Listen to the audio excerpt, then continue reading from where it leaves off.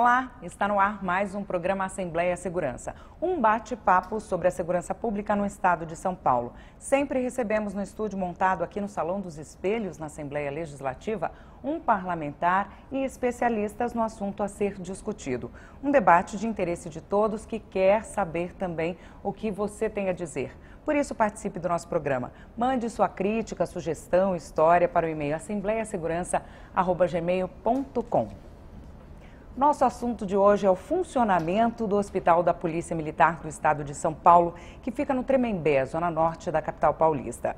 Aqui com a gente para debater esse assunto, deputado Coronel Telhada, do PSDB, Major Médica da PM Maria Cecília Araújo, do Centro Médico, Capitão Dentista da PM Adriana Maria Finotti Fernandes Oliveira.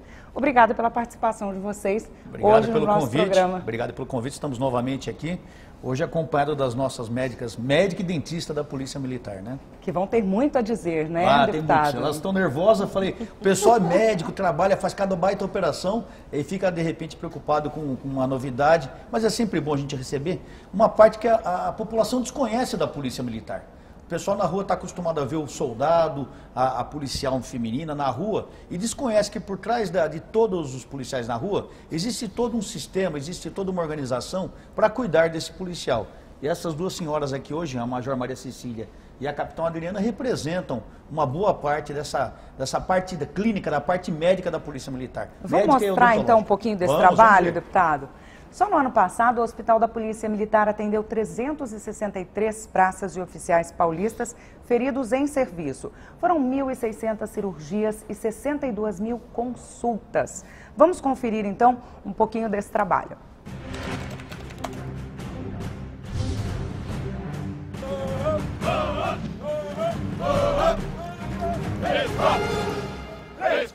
São 15h50 da tarde de uma sexta-feira, dia 25 de novembro, aqui na invernada da Academia do Barro Branco.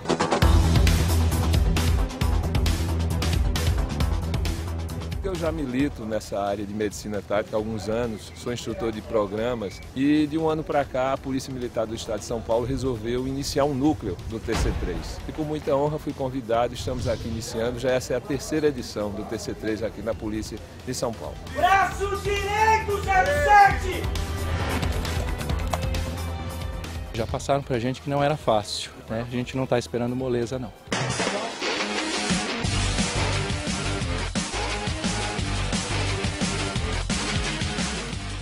A gente introduz uma cânula, né, pela narina da vítima, que a gente consegue manter a via aérea pérvia dessa vítima até ela aguardar a chegada de socorro e uma evacuação adequada. Rastejando, sempre de frente.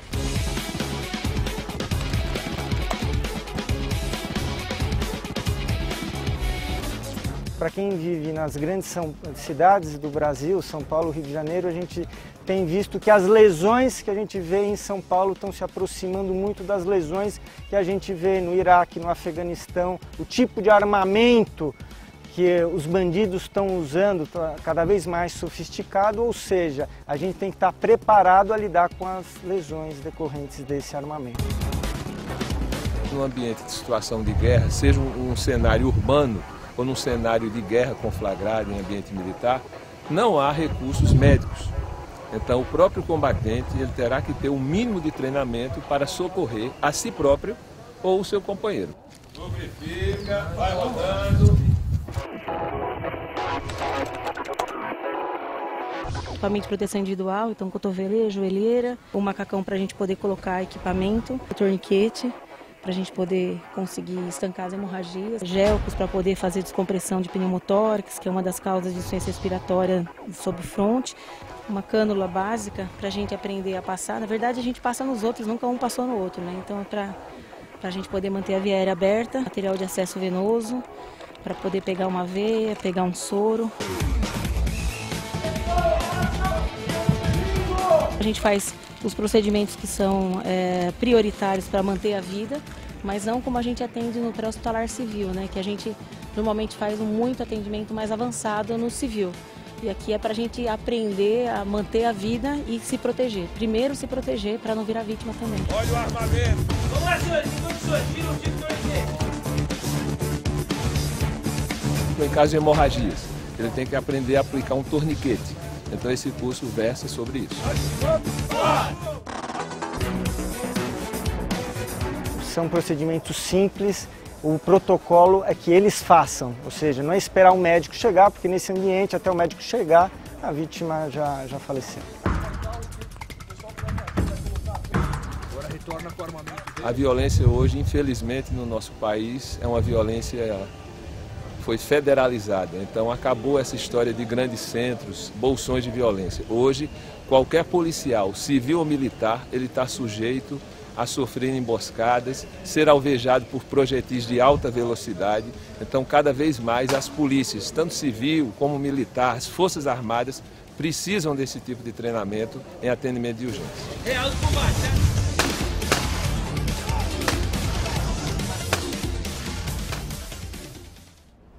É engraçado que durante a matéria que nós exibimos, houve um profissional passando pelo treinamento dizendo não é moleza, né? É isso mesmo? É muito legal, deputado? eu não tinha visto essa matéria, achei muito legal, porque isso é uma novidade na polícia, né Major? Isso é uma novidade porque eu estava conversando com o Coronel Roberto outro dia, e ele me falou desse curso que estava sendo implantado, que é um curso para tática de guerra praticamente, porque você viu na matéria, onde se fala que os ferimentos hoje em São Paulo, não só no policial, porque quem vê isso aí, acha que o médico militar só atende o policial, ele está apto também a atender qualquer cidadão que de repente, numa ocorrência. Mas nós policiais hoje, a nossa luta, ela se assemelha muito a uma guerra. O armamento que os criminosos usam são armamentos de guerra. É o fuzil, explosões, entendeu? Então esses médicos estão plenamente aptos a agirem nessa situação e o curso que eles realizaram foi um curso de combate, não é isso, Major? Frente à situação atual, que não só aqui em São Paulo, mas que em todo o mundo vem acontecendo, de atos terroristas, ataques de atiradores ativos, isso fez com que várias instituições policiais, à semelhança de instituições militares, adotassem nas suas equipes de operações especiais, equipes médicas que são especializadas no atendimento dos policiais, ou policiais militares, ou militares feridos no decorrer, no desenvolvimento de uma missão. E eles estão lá também para atender eventuais vítimas civis dentro desse cenário, desse perímetro de atuação da ocorrência. Como o deputado disse, é um pouco mais recente esse treinamento. Esse treinamento na Polícia Militar do Estado de São Paulo é mais recente. Em instituições internacionais, ela já vem ocorrendo já há algum tempo. Mas frente ao que se verifica a situação de violência atualmente, que registra-se aqui no país, houve essa necessidade da implantação desse tipo de prática médica. Então, em 2014, foi criada a Divisão de Saúde Tática, junto à Diretoria de Saúde, cujo objetivo é estar preparando um grupo de oficiais médicos que estejam habilitados para atuar em situações específicas, em operações especiais, que tem toda uma peculiaridade que médicos civis do atendimento de emergência civil não têm capacidade de atuar nesse tipo de situação, porque são cenários complexos, são cenários que têm um risco muito grande e que exige uma habilidade específica do médico que atua nesse cenário. É interessante que eles vão para campo, né? Sim, eles vão para campo. E o objetivo é diminuir a morbidade e a mortalidade. Uma coisa interessante que é bom dizer aqui é do alto nível técnico dos nossos profissionais do corpo médico, do corpo de saúde da polícia, não só médico, de saúde, que inclui os dentistas, veterinários. O exame de ingresso, né, Maria Cecília, é um exame muito rigoroso. Então, para o candidato ingressar como profissional de saúde, ele passa por um exame muito rigoroso, não só o exame profissional, como na qualificação médica, a prova de condicionamento físico e tudo mais, psicológico e tudo mais. E além disso, esses profissionais agora estão sendo habilitados nessa nova modalidade, que é uma modalidade de combate. É uma modalidade que, como ela disse, já havia sido implantado em outros lugares do mundo, né? Mas aqui no Brasil, com esse negócio que a gente não está em guerra e tal, o pessoal deixou um pouco de lado. Mas nós estamos em guerra, sim. Zelada, esse ano né? mais de 100 policiais militares, tanto de folga quanto de serviço, já foram mortos.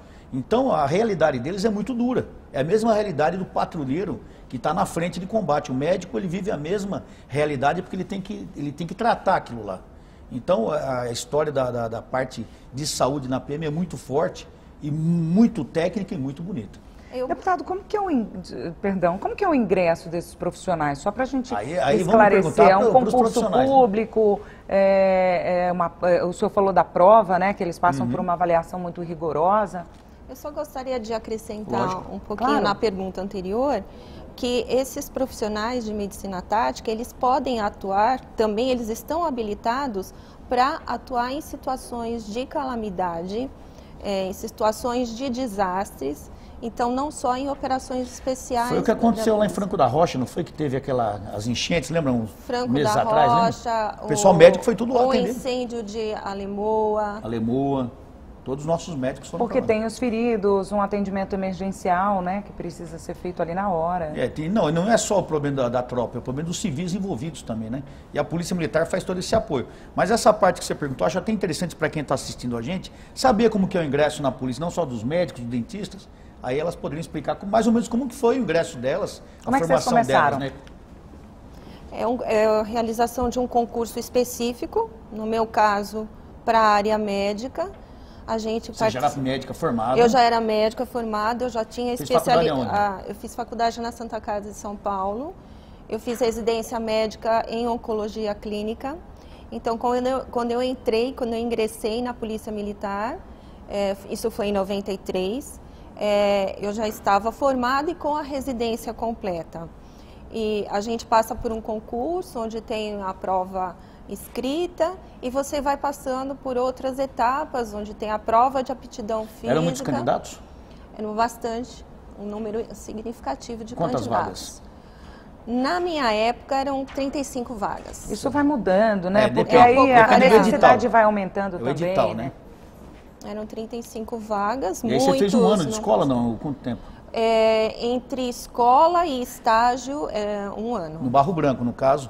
É feito um curso de adaptação no Barro Branco, Exatamente. Né? Onde o médico ele aprende um pouquinho da vida militar, da hierarquia, da disciplina. Se familiariza com a vida de caserna. Entende, né? Toda a necessidade, exatamente, né? Porque aí é mais direcionado, né, o trabalho. Sim, trabalho específico. Né? E depois, no meu caso, eu fui para o hospital para o estágio. Estando aprovada, eu continuei na instituição. Da mesma forma, Adriana, você entrou? Muito semelhante. Eu entrei em 1990, onde foi a primeira turma de mulheres no quadro da saúde, na Polícia Militar. Exatamente. E foi um concurso bastante rígido também, passando por várias provas semelhantes às que a Maria Cecília falou. Você fez escola onde, Adriana, na sua faculdade? Eu fiz faculdade na USEC, que é a atual Unisa. Depois me especializei... E foi muito difícil o concurso? Muito. Muito técnico? 2.000 candidatos para 42 vagas. Você vê? Numa primeira prova, que foi a teórica, 10% aprovado. E tem a parte técnica, né? Depois dessa prova escrita, né? Aí começou prova de educação física, aptidão física, psicotécnico, vários exames. Investigação social, exame e por último ainda teve uma prova até prática e oral. Era bastante rigoroso. Hoje me parece que quem administra essa prova é a VUNESP. É um pouquinho diferente da época em que nós entramos. E como é a progressão na carreira? Assim, faz tempo que vocês entraram, né? Depois disso, como é que foi o desenvolvimento como profissional dentro, né, dessa nova função aí, dessa nova profissão? Dentro da carreira militar, a gente vai ascendendo de acordo com a vaga disponível para um determinado posto. Na realidade, dentro da Polícia Militar, a promoção ela é muito morosa. Se nós formos comparar com as Forças Armadas, por exemplo, a Capitão Adriana ela entrou em 1990. Se ela fosse um oficial dentista da Força Aérea, com certeza ela já seria coronel.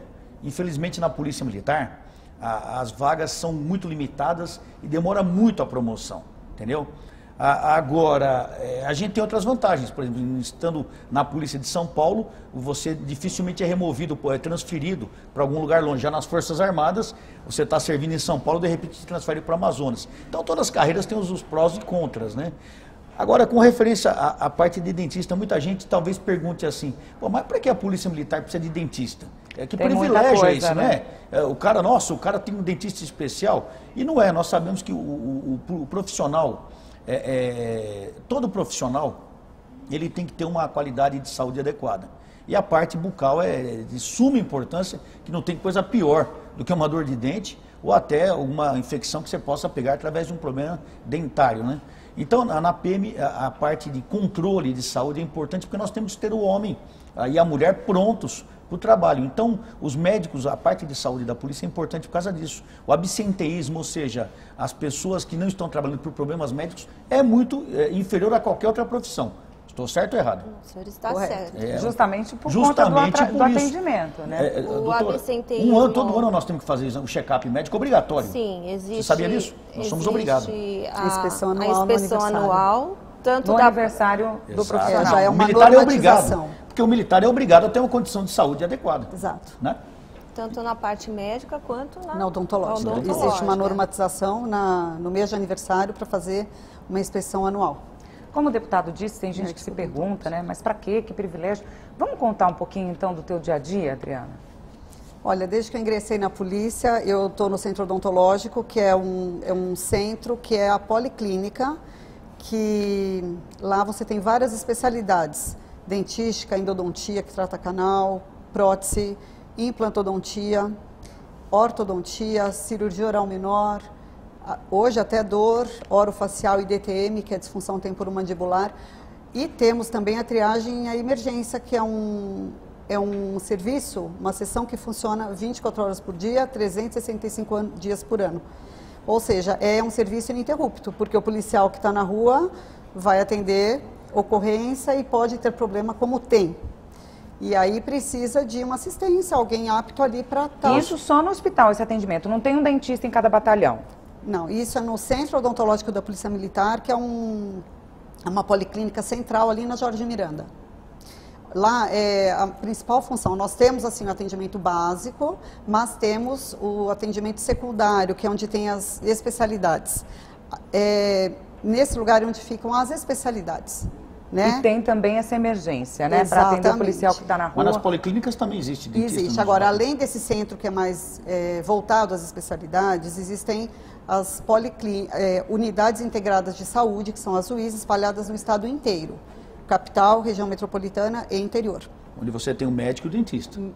A maior parte tem médico e dentista, hoje em dia pelo desfalque no nosso quadro da saúde, existem muitos claros, então tem UIs que estão desabastecidas. Só pegando um gancho do que a doutora Adriana está falando, uma coisa que foge à normalidade no serviço policial são acidentes.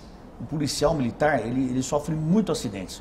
Nós temos muito serviço com motocicleta, então quando o cara cai de moto, a primeira coisa que ele vai de boca no chão.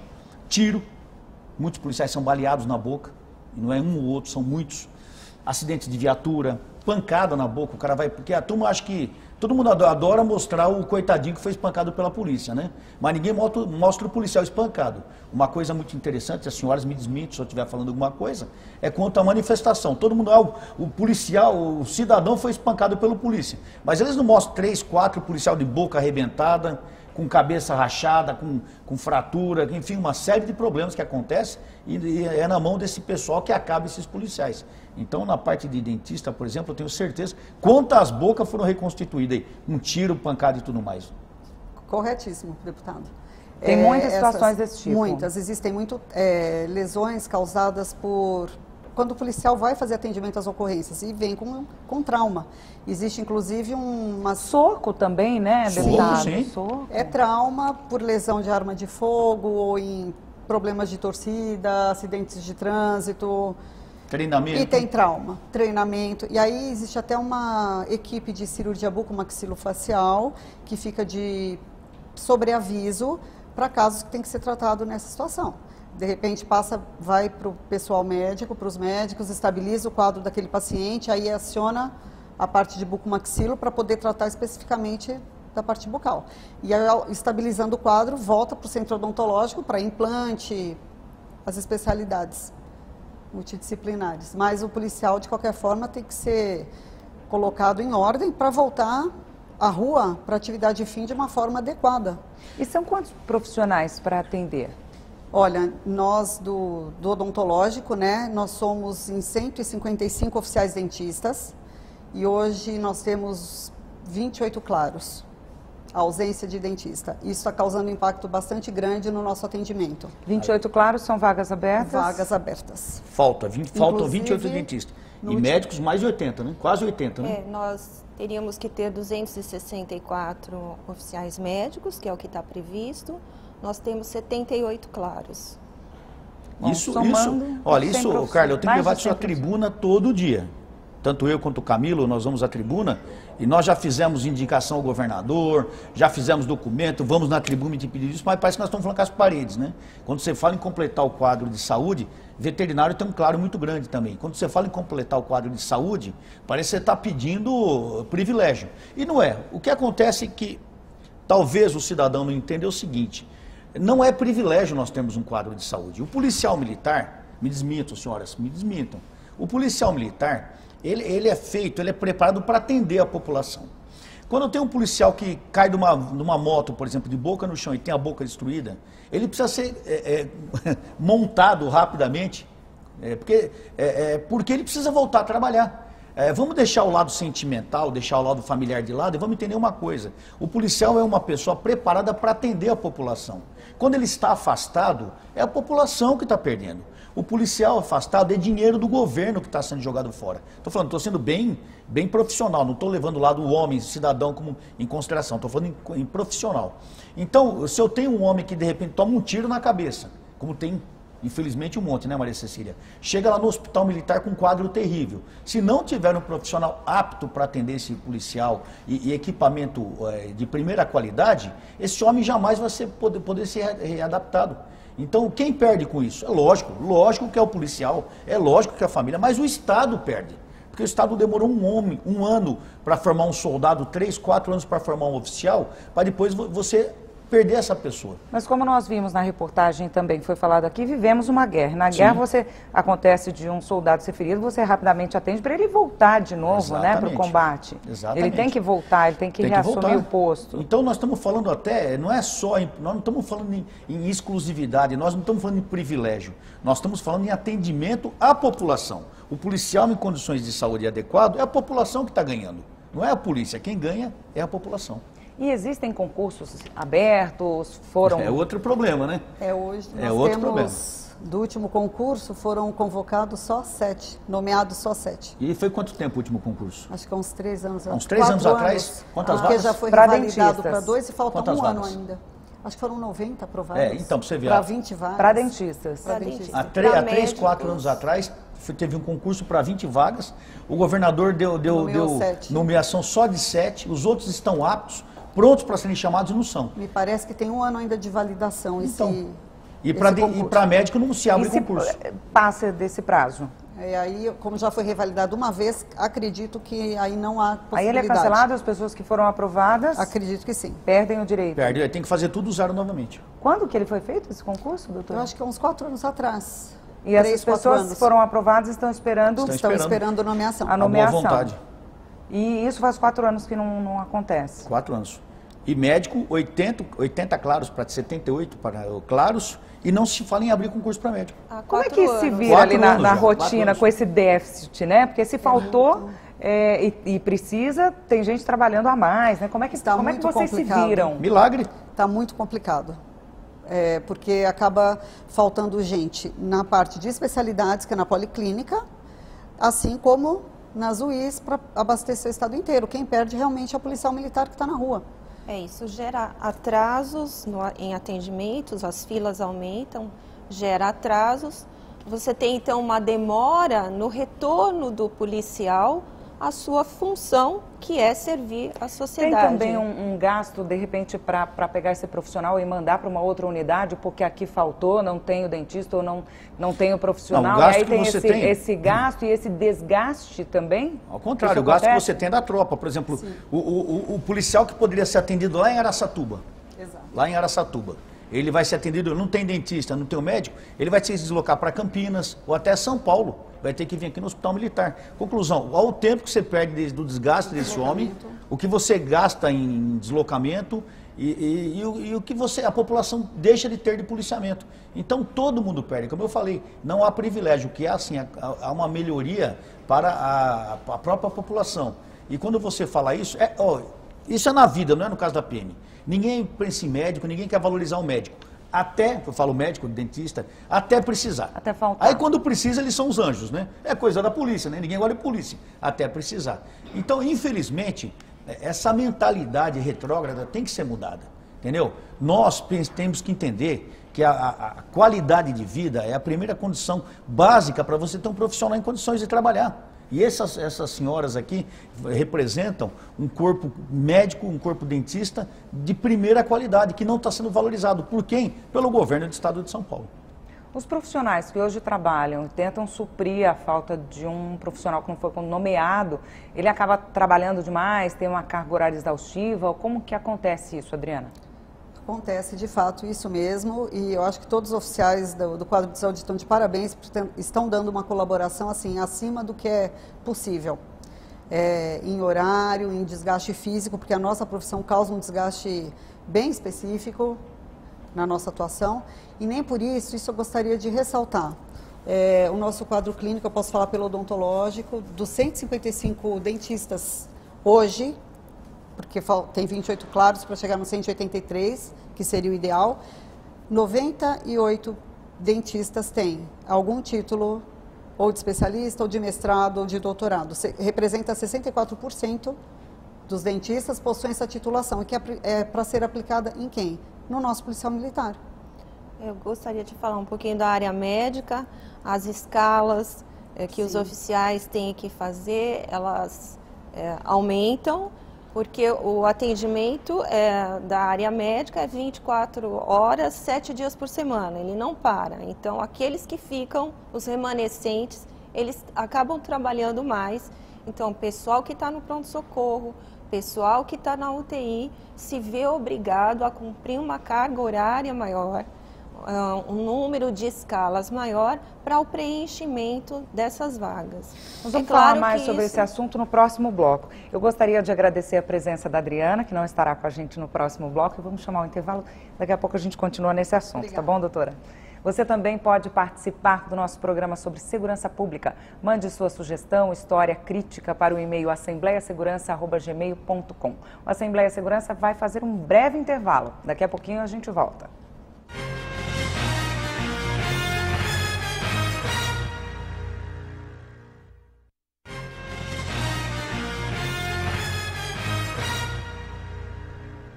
A Assembleia Segurança está de volta e hoje o nosso assunto é o Hospital da Polícia Militar do Estado de São Paulo. Aqui com a gente para debater esse assunto, o deputado Coronel Telhada, do PSDB, Major Médica da PM Maria Cecília Araújo, do Centro Médico, e a partir de agora o capitão veterinário da PM, Ricardo Lizac.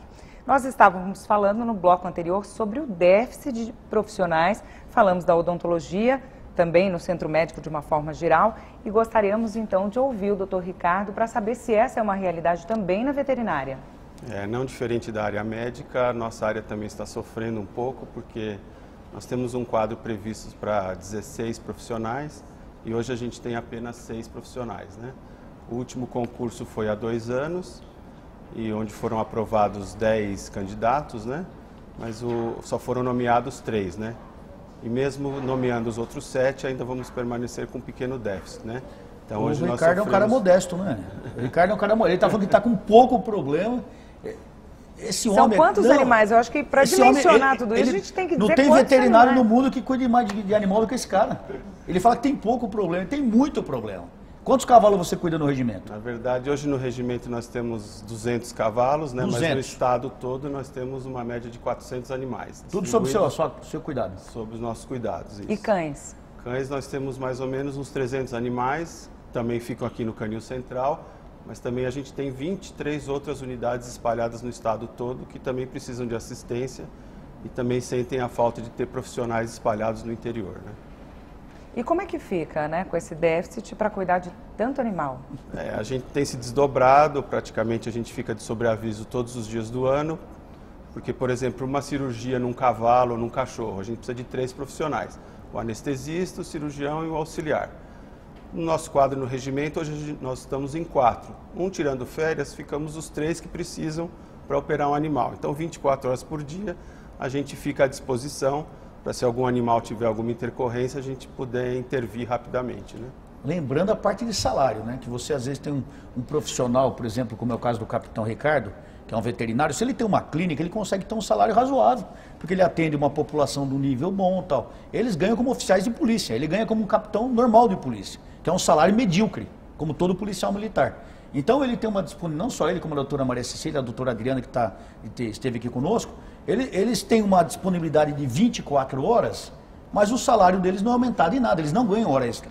Eles não ganham nenhuma. Se eles forem chamados meia-noite para fazer um atendimento de um Natal, eles vão ter que ir. Primeiro que eles são médicos ou militares, eles têm que cumprir a ordem. Segundo que eles são profissionais conscienciosos, eles não vão abandonar o seu paciente.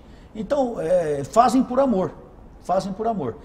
Agora, eu achava legal, como a gente perguntou para a doutora Maria Cecília e para a doutora Adriana, saber como é que é a carreira do Ricardo também, como ele fez o ingresso, como a formação. Até porque o deputado falou agora, se chamar, né, no dia 24 tem que ir. Porque a demora, né, e qualquer coisa pode, de repente, levar o animal a óbito. Geralmente o animal vem a óbito mesmo. São, às vezes, cirurgias complicadas, né? E que se a gente não atuar rapidamente, o animal vem a óbito em 4 horas, 5 horas, ele vem a óbito. Uma pena a gente não fazer um VT no regimento de cavalaria, porque lá, tá vendo esse quadro aí, como que chama esse negócio aí? Esse vaso aí? Eu já fui lá visitar, tem pedra no rim, não é isso, Ricardo? Não é no rim, é no intestino, né? Eles tiram umas pedras dentro do cavalo do tamanho desses vasos aí. É verdade. Só vendo para acreditar. Foi uma pena a gente não ter feito um VT lá para mostrar isso. Vamos, ainda vamos. É muito legal. O que esses caras fazem com os animais é uma coisa assim que você não acredita. A gente acha que ver um cavalo na rua, a gente não sabe o que existe por trás da estrutura. Então, um tema bom para um programa do regimento de cavalaria. A estrutura, né, Ricardo? Sim, que existe por trás de um animal, para o cavalo estar na rua. Para ele estar saudável, para ele conseguir trabalhar, né? O cachorro é a mesma coisa, né, Ricardo? A mesma coisa. Hoje a gente tem centro cirúrgico completo, tanto no canil como na cavalaria. Então, a gente está apto a fazer quase qualquer tipo de cirurgia nas duas espécies, tanto em cães como em cavalos. Fazem tudo? Fazemos quase tudo, Tem o que não fazem, então? Cirurgia neurológica, assim, a gente ainda não faz, que aí é de uma alta complexidade. Mas ortopédica, cirurgia ortopédica, cirurgia digestiva, a gente faz praticamente tudo já, porque a gente conseguiu, ao longo dos anos, conseguiu montar 2 centros cirúrgicos bem equipados, né? E hoje a gente tem Mas não faz por quê? Por falta de equipamento ou porque o pessoal não é preparado para isso? A neurológica que você falou? A neurológica, os dois fatos, né? O nosso quadro é muito pequeno, então a gente não tem especialista na área de neurologia, né? Então a gente ainda não faz. Além dos atendimentos de emergência, tem também, assim, quando um animal fica doente, tem a preocupação de passar para os outros? Já passaram por alguma situação desse tipo, doutor Ricardo? Sim, recentemente a gente passou por uma infecção chamada mormo, que é causada por uma bactéria. O mormo, inclusive, é considerado uma zoonose, ou seja, ele pode passar do animal para o homem. Então, a nossa preocupação até com saúde pública, ela é muito maior, né? A gente perdeu quase 40 animais, foram sacrificados, né? Pela doença. Recentemente. O mormo, na verdade, no regimento acabou agora em setembro. A gente ficou 3 anos interditados, não podia entrar nem sair cavalos do regimento. E enquanto faziam os exames, o Ministério teve que intervir, tudo mais, o Ministério da Agricultura, né? E nós acabamos perdendo 40 animais em virtudes dessa doença. Mas agora, graças a Deus, já passou, né? Ela é causada por uma bactéria? Uma bactéria. E de que forma que o animal... O animal contrai, geralmente, um animal transmite para o outro, né? Geralmente através da ingestão de secreções, né? E aí nós ficamos esse período todo interditados, principalmente porque ela, como pode ser uma zoonose, ela pode ser transmitida para o homem. Então a gente tinha que ter cuidados de higiene, limpeza, redobrados e tudo mais, né? Quanto custa um cavalo? Um cavalo hoje, a média, acho que custa uns 15 mil reais, né? Foram 40 sacrificados? 40 sacrificados. Né? Fora o treinamento que ele tem que ter, a mão de obra... O cavalo de polícia é um cavalo diferenciado, né? É diferenciado porque ele tem todo um treinamento para ações de choque, ele treina com bombas, então não é um cavalo qualquer. E ele fica nesse treinamento no mínimo 2 anos. Mas desde que ele é adquirido, ele é um cavalo diferenciado, não é? Quando o pessoal vai lá no sul buscar os cavalos? Isso, a gente faz testes nos animais para ver o perfil até psicológico do animal, para ver se ele tem coragem para enfrentar esses desafios, né? Porque nem todo cavalo conseguem enfrentar uma bomba, fumaça, eles têm muito medo, né? Então a gente já na hora da compra já testa mais ou menos o animal para ver se ele consegue passar por esses obstáculos. Eles começam nesse treinamento com quantos anos? Geralmente a gente compra animais a partir de 3 a 4 anos de idade, né? E assim que eles chegam, eles já começam o treinamento específico. 2 né? anos de treinamento e depois trabalham por quanto tempo? Depois eles trabalham até a aposentadoria, que geralmente se dá por volta de 20 anos de idade do animal, né? Então, trabalharia ali bastante, né? Uns 14 anos. Uns 15, 14 anos, dependendo da saúde do animal. Se ele não apresentar nenhuma intercorrência de saúde, ele trabalha até uns 20 anos mais ou menos. Mas os cavalos do regimento são muito bem tratados. Sim. Muito bem tratados. Não só pela apresentação, força física, você vê que são animais especiais, entendeu? E fora o carinho que o cavalariano tem pelo regimento, né? Eu não sei se o capitão já tem esse carinho, talvez porque ele é veterinário, ele até tenha, né? Mas pro homem de cavalaria, o cavalo dele vale mais do que ele, é muito interessante isso. E aí, como é que faz para se separar do cavalo quando chega a aposentadoria do cavalo? Como é que é a aposentadoria do cavalo? Às vezes até o próprio policial, ele se habilita e se ele tiver um terreno, um sítio que a gente faz avaliação, que seja condizente para ele continuar tratando o animal, e a gente avalia também se ele vai ter condições de manter esse animal, ele pode até receber esse animal como, depois que ele é doado, né? Ele é retirado da carga da polícia militar e ele acaba sendo doado para o próprio policial que trabalhou com ele todos esses anos. Se o policial não consegue ficar, é doado para outra pessoa? Algum particular que se voluntaria também, a gente faz a mesma avaliação para ver se ele tem condições de receber esse animal e a gente acaba doando, né? O ideal seria que a gente tivesse um centro de aposentadoria dos animais, né? Qual a vida média de um cavalo? A vida média é 22, 25 anos, não é muito. Pensava que era 30 anos. Não, 30 anos raramente chegam, né? Mas a gente tem cavalos com 28 anos e tudo, né? Mas o ideal seria que a gente tivesse um centro de aposentadoria que a gente pudesse destinar os animais para eles ficarem soltos e a gente continuar cuidando deles, né? Acompanhando, seria mais... E depois da aposentadoria eles descansam, Eles descansam, E não existe a reprodução entre os animais? Não. No regimento a gente não faz reprodução. Acho que acaba saindo até mais caro do que adquirir já o animal pronto, né? Porque uma égua tem uma gestação de 11 meses, depois o potro tem que ficar até 3 anos de idade para começar a ser trabalhado.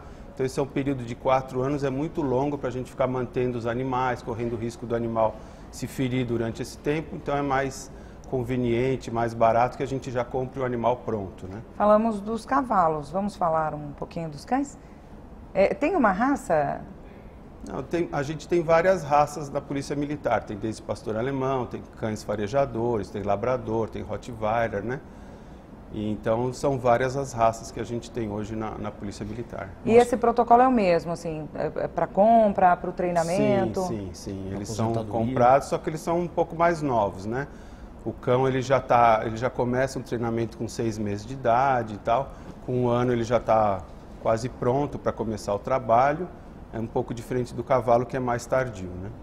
Nós temos o cachorro herói da polícia, não sei se você sabe disso. Nós temos um cachorro, o Cabo Dick, né? Isso. Cabo Dick é herói da polícia militar. Eu não lembro, isso foi, acho que foi antes de eu nascer, foi nos anos 50, não é isso? Eu também não lembro. Eu lembro que lá em frente ao... Se você for no canil da Polícia Militar, em frente ao quartel tem um monumento que tem o busto de um animal lá, o Cabo Dick. Ele foi até promovido a cabo. Era um cachorro que, se eu não me engano, salvou uma criança, alguma coisa assim. Acho que eu não lembro especificamente o que aconteceu, porque foi, acho que foi nos anos 50, mais ou menos. Mas para você ver o valor que nós damos aos animais na corporação também, porque eles não são só um instrumento de trabalho.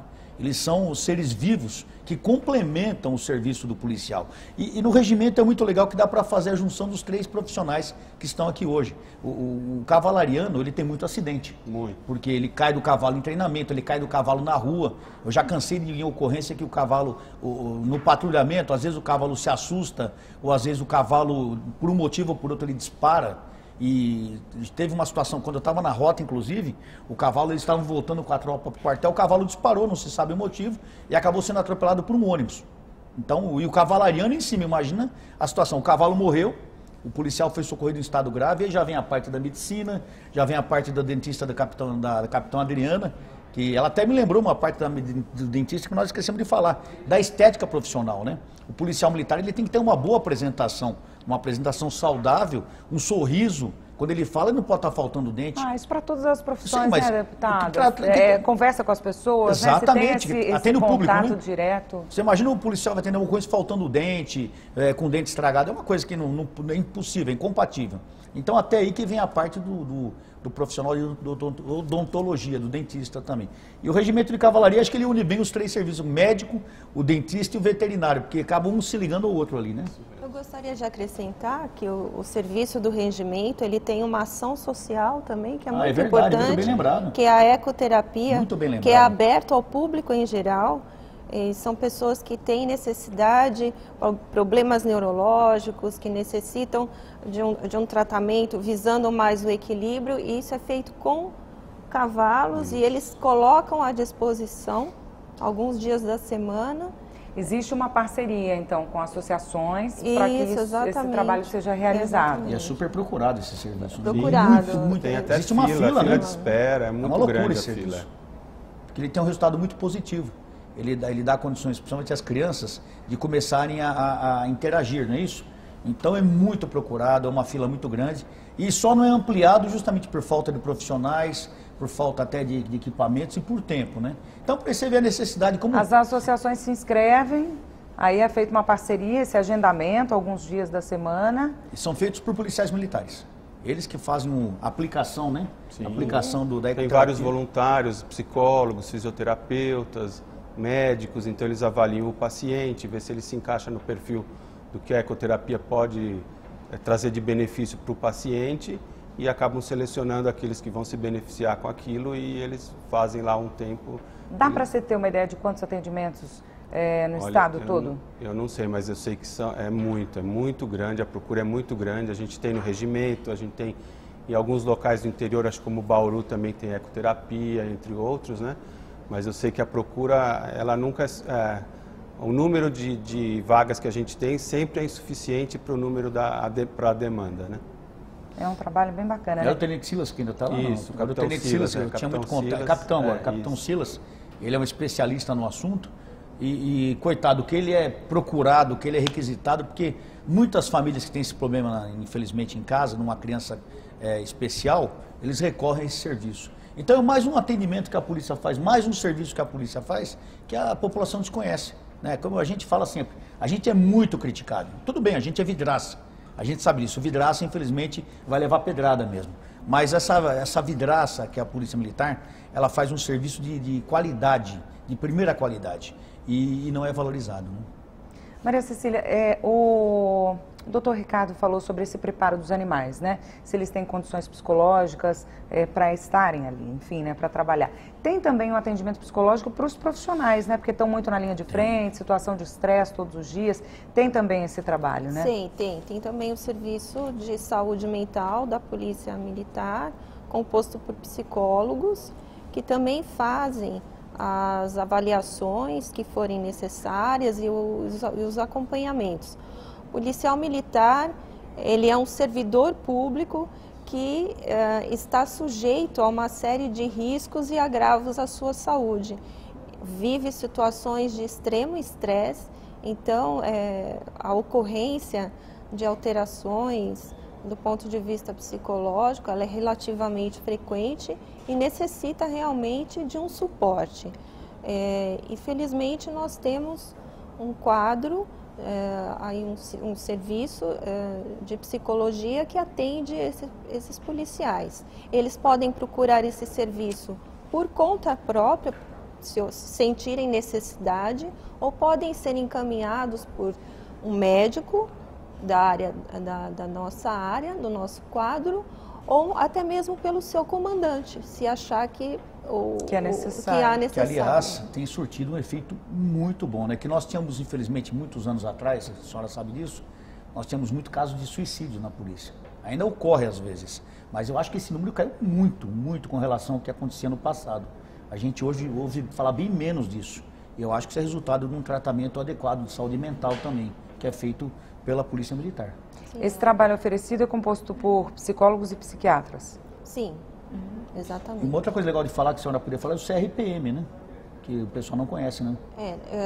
Existe também dentro da instituição da Polícia Militar um centro de reabilitação. que é voltado para os policiais militares que sofreram algum tipo de acidente ou que sofreram um quadro de um AVC, um acidente vascular cerebral, ou que ficaram com alguma sequela, e eles vão para esse centro de reabilitação procurando então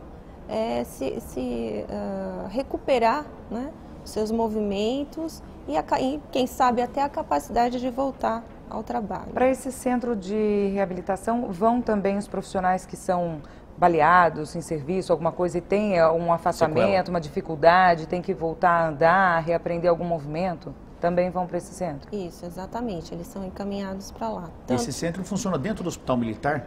Hoje ela é comandado pela Tenente Coronel Soraya.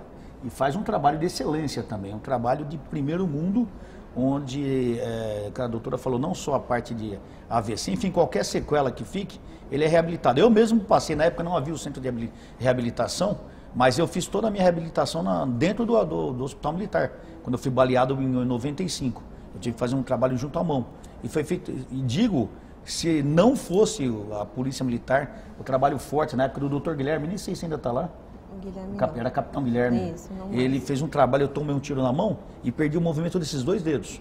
E se não fosse, não só o Dr. Guilherme, como toda a equipe que estava lá, eu com certeza não teria recuperado o movimento. Então eu sou testemunha do trabalho forte que esses profissionais fazem, com carinho, dedicação, brigando contra tudo e contra todos.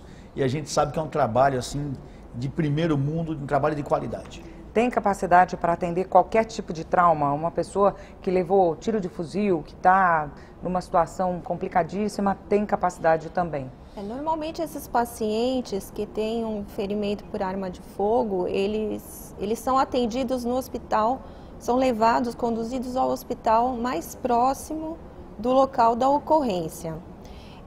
Se nós pudermos atender a complexidade do caso, sim, o paciente é transferido ao nosso serviço. Mas nós não dispomos, por exemplo, de serviço de neurocirurgia.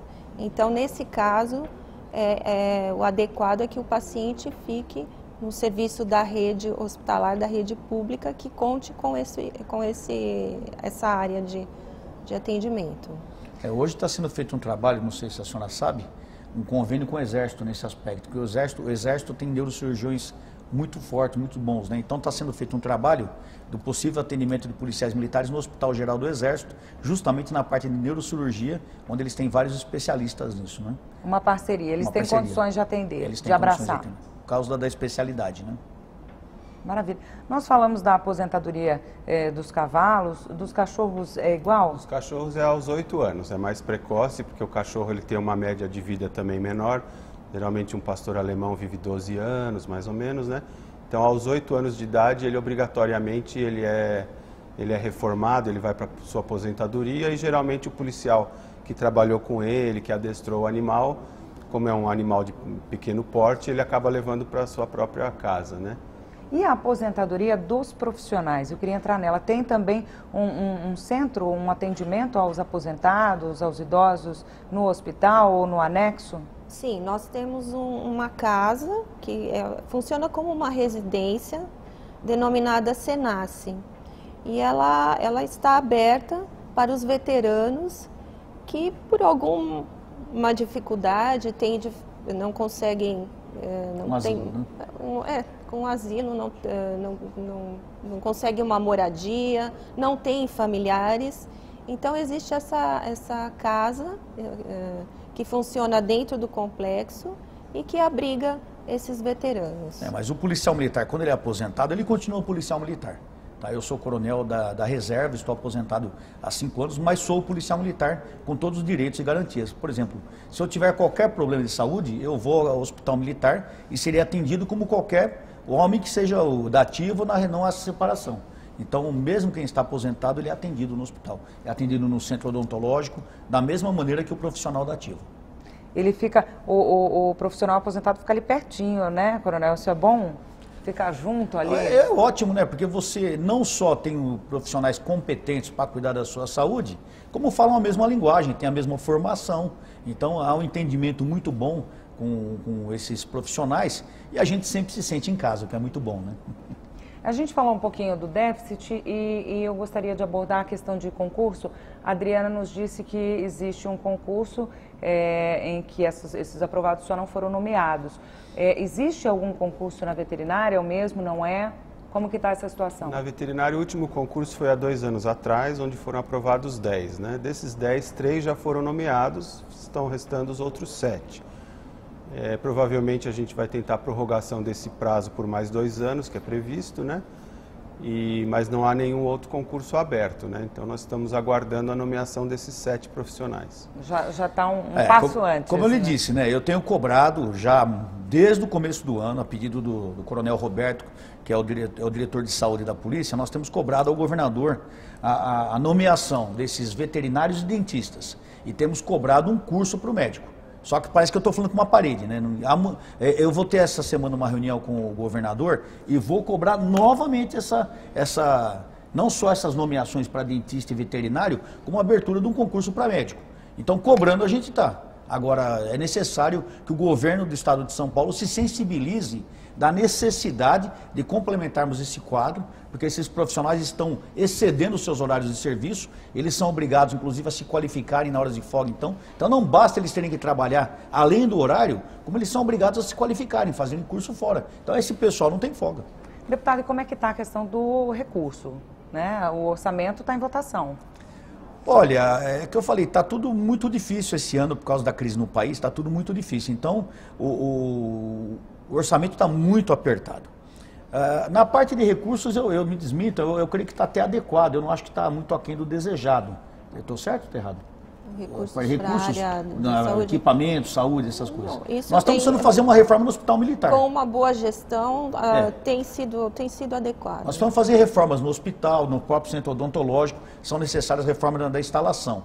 Mas o que é necessário hoje é o recompletamento do efetivo do quadro de saúde, um aumento de salário para todos os policiais militares, porque nós estamos já há 2 anos sem qualquer tipo de reajuste, e o que eu falei, esses profissionais estão passando do horário de serviço, estão muitos deles até dobrando, e eles são obrigados, inclusive na sua folga, a estudar. Então não é justo para qualquer profissional nós fazermos isso, principalmente com profissionais desse nível técnico, desse nível profissional. Nosso programa, infelizmente, está chegando ao fim. Eu queria partir para as considerações finais. Queria começar com o doutor Ricardo. Suas considerações finais, o que foi abordado, o que te chama mais atenção, o senhor gostaria de deixar? É o seguinte, a gente, na verdade, a Polícia Militar, ela se transforma na nossa segunda família, às vezes até a primeira, né? Eu já estou há 27 anos, todos eles passados na cavalaria, então aquilo já virou a minha casa. Então, apesar da gente se desdobrar, ficar de plantão, sábado passado me chamaram à noite para uma cirurgia, a gente faz com gosto, com amor, a gente tem muito compromisso com a Polícia Militar, os profissionais são muito compromissados, né? Então a gente realmente, falando português bem claro, não deixa a peteca cair, mas claro que com uma ajuda tudo vai melhorar, né? É sempre bom, né? É sempre bom. Doutora Maria Cecília.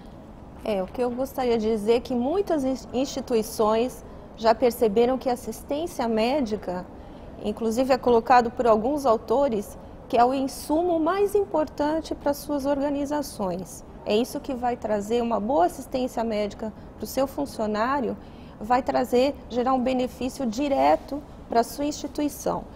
E aqui no nosso caso, esse benefício de uma boa assistência médica ao nosso policial militar, ele causa impacto direto no serviço que ele presta à população. Então, eu acho, o meu enfoque é que a nossa assistência médica, ela seja valorizada, que o nosso quadro seja completado, para que a gente, então, possa oferecer essa assistência médica adequada e que vai gerar benefícios para a população. Coronel. Uau, falar depois deles é difícil, né? Eu acho que eles falaram tudo. Eu estava o capitão, 27 anos de serviço, é capitão, deve ser o capitão mais antigo do mundo. É uma judiação que fazem com o quadro de saúde da polícia, a não valorização desses profissionais. Então eu quero dizer a Major Maria Cecília, ao capitão Ricardo e a capitão Adriana, que não está aqui, mas está ali no cantinho nos ouvindo. Queria dizer muito obrigado por tudo que vocês fazem. Transmitam a todos os oficiais médicos e também aos enfermeiros, porque nós temos os enfermeiros, os cabos, soldados e sargentos, que são enfermeiros também, pessoas hiperqualificadas também, transmitam nosso muito obrigado a todos vocês. Nós precisamos muito de vocês.